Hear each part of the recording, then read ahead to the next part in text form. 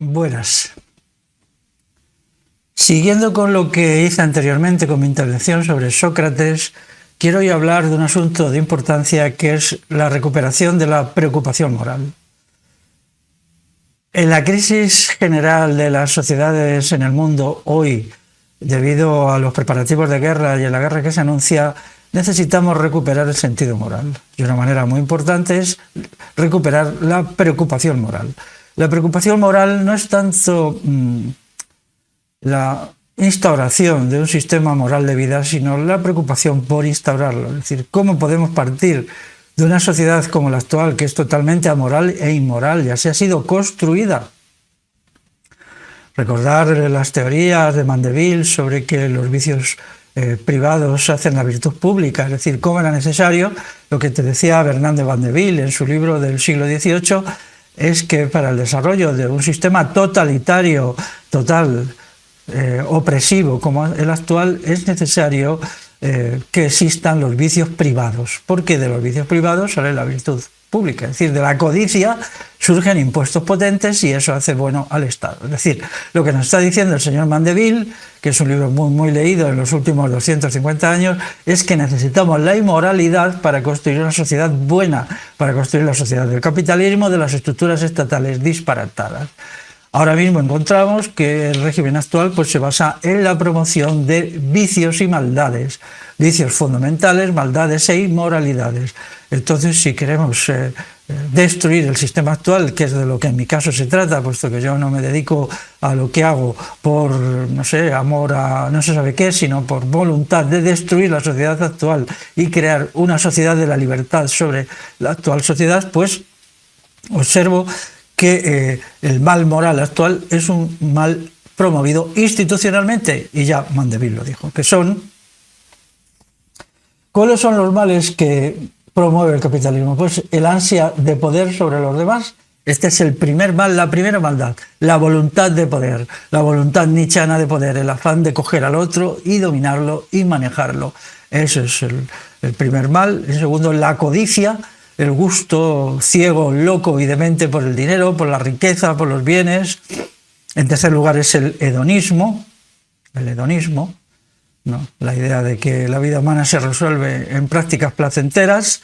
En cuarto lugar, la insolidaridad, aunque este término está muy manoseado por el buenismo, que es una forma de maldad moral colosal. Dentro de mis intervenciones sobre la moralidad pienso dedicar un capítulo a denunciar el buenismo, porque hay un dicho de la buena moralidad, de la moralidad, que dice: la bondad no es virtud. Daros cuenta, la bondad no es virtud, eso significa que la bondad es vicio.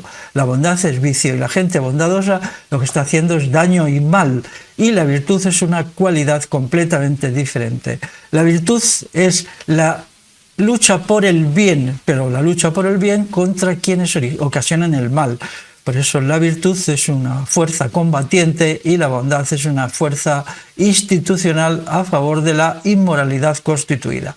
Entonces había citado la ansia de poder como disvalores, como vicios, la codicia, el hedonismo, la insolidaridad entendida de manera diferente a los buenistas, la irresponsabilidad, que es no quiero saber nada, me hago irresponsable, este no es mi asunto, yo me dedico a seguir con mi vida hedonista y epicúrea, cutre y sórdida, no quiero saber nada. La insociabilidad, es decir, el desamor, el conflicto con los demás innecesario. La cobardía. La cobardía es un mal moral hoy enorme. Y la pasividad. La pasividad, esto a mí no me compete y no tengo por qué estar pendiente de hacerme responsable. Una cuestión muy importante de la moralidad es hacerse responsable. Eso es parte fundamental, es decir, allí donde hay un mal, allí donde hay una injusticia, allí donde hay una explosión de vicio, entonces hay que ir allí a hacerse responsable, decir, ¿qué está sucediendo aquí? Yo estoy dispuesto a combatir esto. Y esto es la concepción de la moralidad que tenía Sócrates. Sócrates, él da la cara, él no se oculta, él no se convierte en un ratoncito que huye y se esconde, como hacen, por ejemplo, ahora mismo los católicos. Los católicos no dan la cara, utilizan una moralina de circunstancias, una moralina del 3 al 4, que no vale para nada, que se convive perfectamente con el mal estructural, porque el mal es hoy estructural, y si no se tiene una posición revolucionaria se está al lado de las estructuras y del mal que ellas generan. Acordaos de lo que os dije de Mandeville. Mandeville lo dice perfectamente en su libro, ¿no? Como los vicios privados hacen las virtudes públicas. ¿Cuáles son para las virtudes públicas? Un Estado hiperpoderoso, una policía hiperpoderosa, una justicia que comete toda clase de maldades en beneficio de los ricos, y suma y sigue, y suma y sigue. Eso es la virtud pública de Mandeville. Entonces, en primer lugar, tenemos que cambiar la noción de bondad por la noción de virtud, y eso nos va a ayudar mucho a comprender nuestra línea de conducta, porque en definitiva una sociedad moralizada y un recuperar la preocupación moral es atender a construirse un tipo de vida sobre la base de valores, pero esos valores no pueden ser los valores caquita, los valores mínimos, los valores basuras que defienden, por ejemplo, los católicos hoy, que es muy triste en el atolladero en que están metidos por una institución de poder que es una copia del Estado romano, como es hoy la Iglesia Católica. Pero otros igual. ¿Qué podemos decir de los orientalistas, de la gente que se dedica al yoga y todas con sus tonterías sobre la meditación y tal, cuando en realidad una espiritualidad sin moralidad, esto es pensable? ¿En qué consiste una espiritualidad sin moralidad? Si una sucesión de trucos más o menos insensatos que la gente se cree simplemente por su gestión. ¿Cómo puede haber una moralidad, una espiritualidad sin moralidad? Lo que importa es que haya moralidad, y la idea de espiritualidad, pues, ¿qué es? O sea, si una persona está dispuesta a vivir sin codicia, eso es un sujeto moral. Pero ese sujeto moral tiene que pensar que la codicia no solo está en su interior, sino también está en el exterior.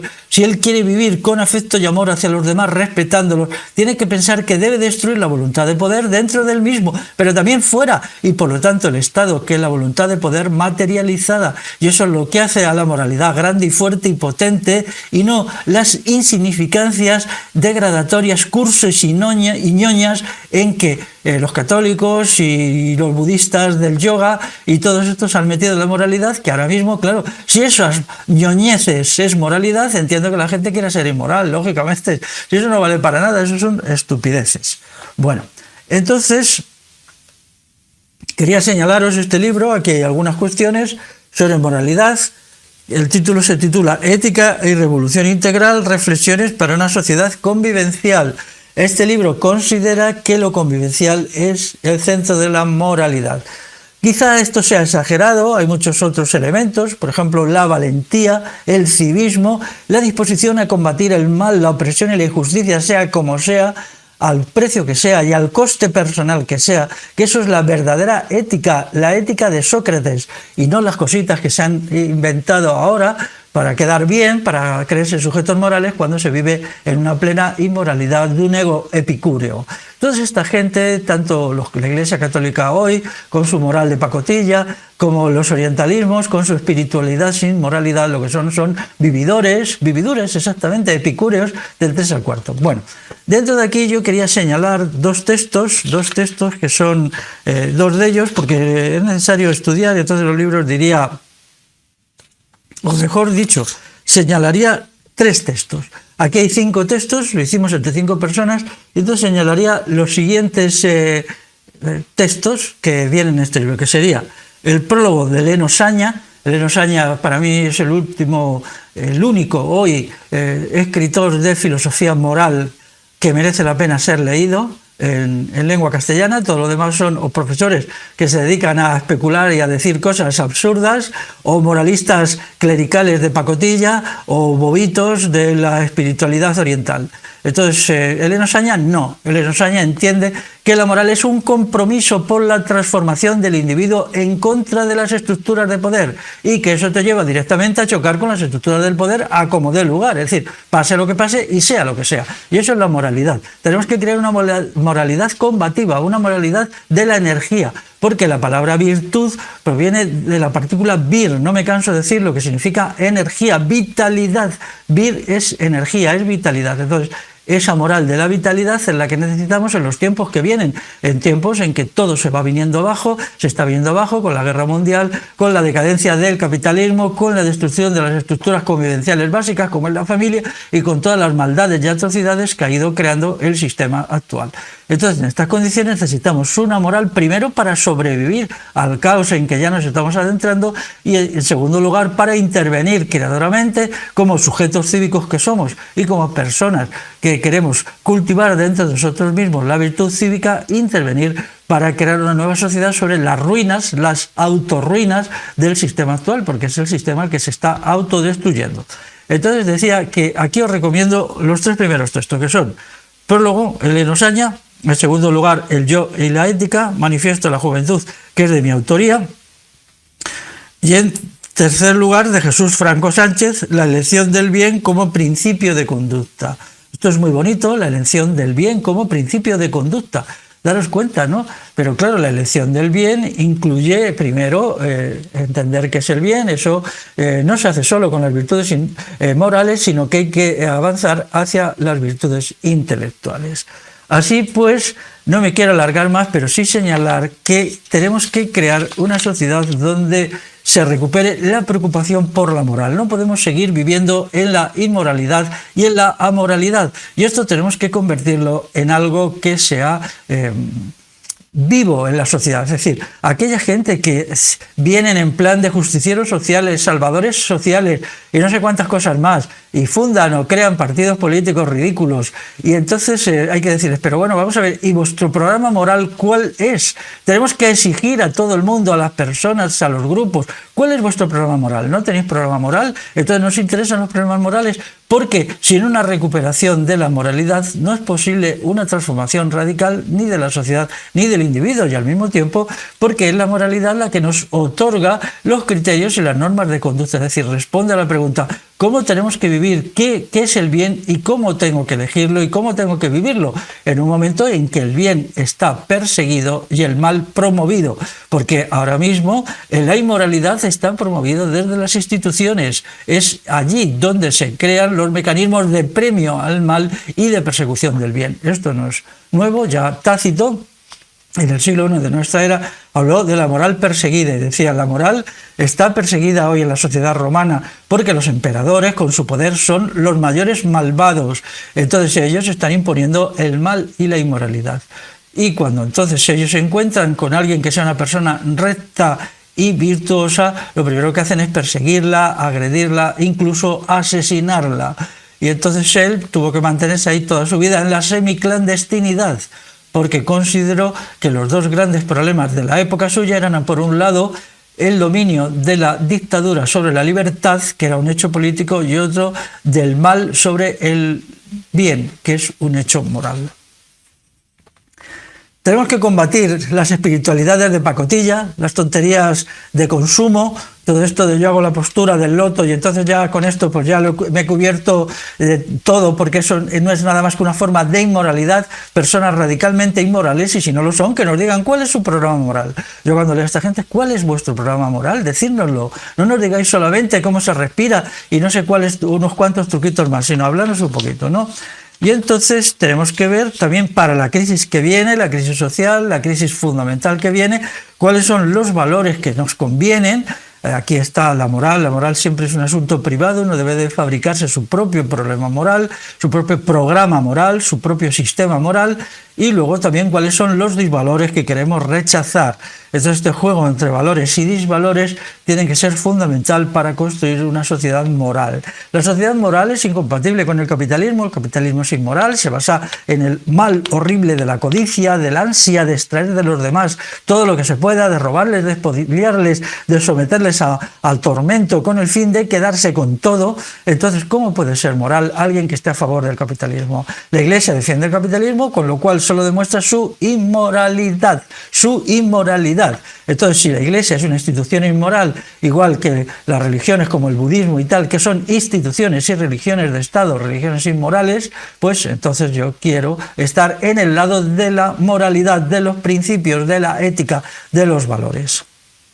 Entonces me vais a permitir que defina algunos valores como virtudes morales y no como valores de pacotilla, cosas facilitas, cosas simplonas, cosas cursis y ñoñas que solo están haciendo un daño, que solo están sirviendo para hacer un daño enorme a la idea de moralidad, porque la ñoñez siempre molesta, es molesta, y la cursilería más todavía, y el epicureísmo del 3 al 4 hipócrita pues es ya vomitivo. Entonces, para mí, los valores es el esfuerzo, en primer lugar, como fuerza de la voluntad. Y uno tiene que ponerse a ver cómo desarrolla el esfuerzo.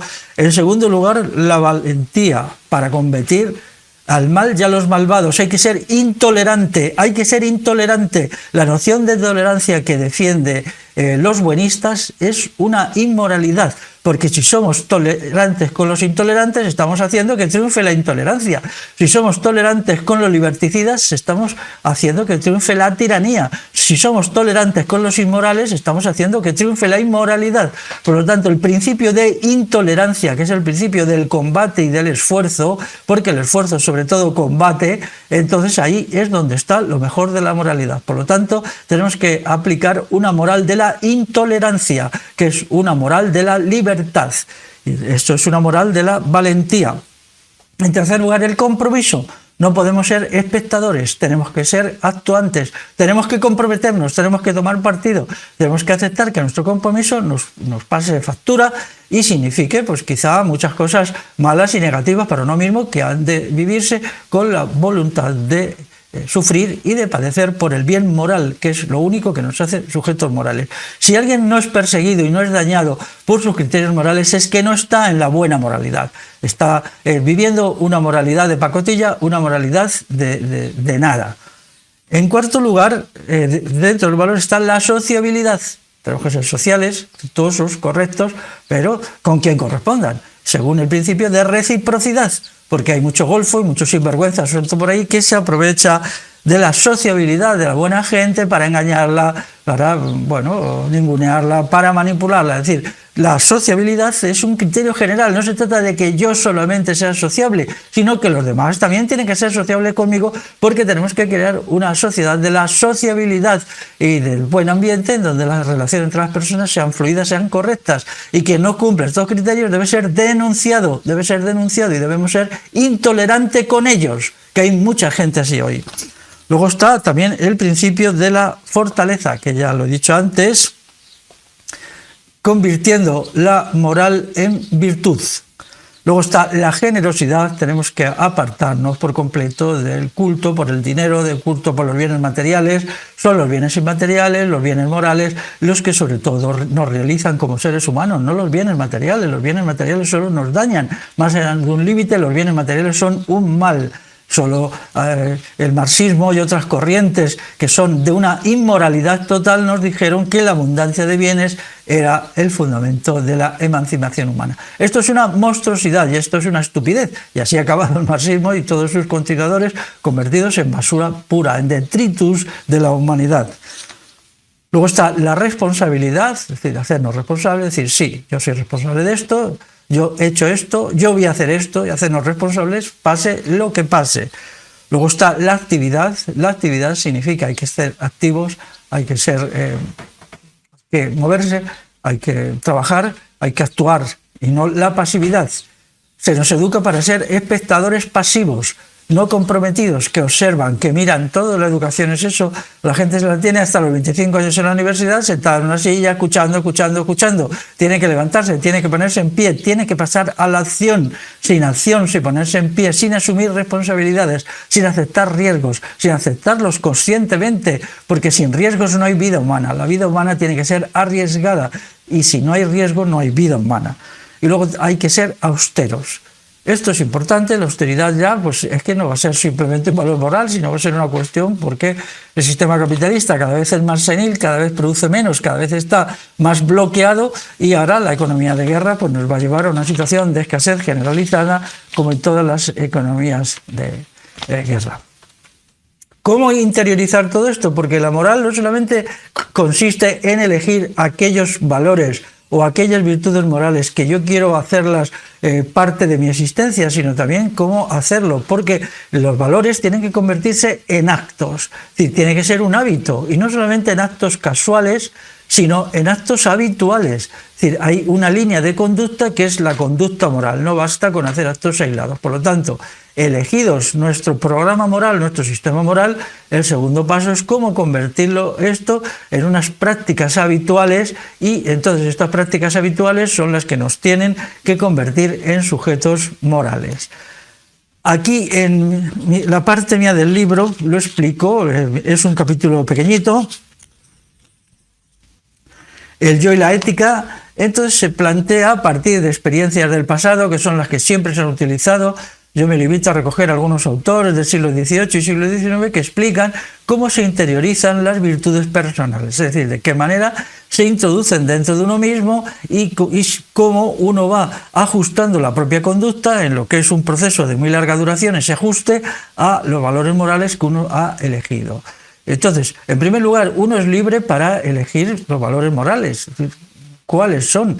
¿Cuáles yo necesito? ¿Cuáles crees que uno necesita? En segundo lugar, esto ya es una técnica, simplemente es un método que se explica aquí, que es relativamente fácil, pero que requiere una lucha interior de larga duración. Y de tan larga duración, en realidad estas cosas ocupan toda la vida. Siempre uno tiene que hacer un examen moral de sí mismo, tiene que ajustarse su propia moralidad a los valores que ha decidido, y tiene que buscar la manera de que todo esto se realice como actos de virtud. La virtud no es palabrería, esto es la diferencia con... Todavía se escribe algún libro sobre ética, sobre valores, sobre vicios y virtudes que no valen para nada. Son libros nefastos porque no explican que la virtud es una práctica, es un hacer, no un leer, no un saber, es un hacer, es un compromiso que uno realiza consigo mismo, incluso a veces también con otros, porque puede constituirse grupos para el desarrollo de la virtud individual, en los cuales uno tenga una preocupación profunda por cómo mejorarse moralmente, cómo convertirse en un sujeto de virtud y dejar de ser un sujeto basura, un detritus humano, que es lo que el sistema nos convierte. Bueno, pues esto es, seguiremos haciendo cosas. Espero que os haya gustado lo que hice sobre Sócrates. Ya veis qué horror, ¿verdad? Cómo se ha falsificado completamente lo que fue Sócrates, cómo se lo ha convertido en un moralista ridículo, cuando fue un hombre que dio la vida en la lucha por la virtud. Y entonces, y también por una revolución política y social, que es la que él quería para Atenas, ¿no? Y así se está haciendo con todo. Y entonces esta moral descafeinada, esta moral de pacotilla, este hedonismo basuriento, que es lo que practican los adeptos a las religiones de Estado, tenemos que sustituirlo por una verdadera moral, que puede ser útil para los creyentes y para los no creyentes. Porque ese asunto, yo no entro en ese asunto, pero sí me opongo a las religiones de Estado. Estoy totalmente en contra de las religiones de Estado, porque estoy en contra del Estado, pero luego otra cosa son las personas. Las personas, pues sean creyentes o no creyentes, todos podemos coincidir en unos criterios morales aptos para nuestra época y estar unidos en la defensa y en la promoción, subrayo la palabra promoción, de esos valores morales. Muy bien, pues hasta la próxima, amigos y amigas.